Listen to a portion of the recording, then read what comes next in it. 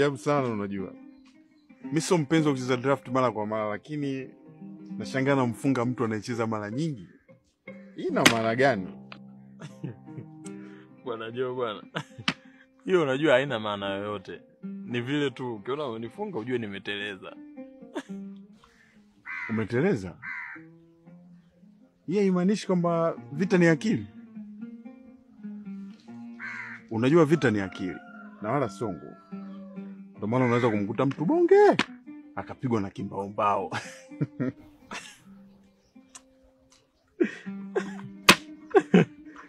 Mzee. Ni ajabu. Unafungwa lakini una furaha.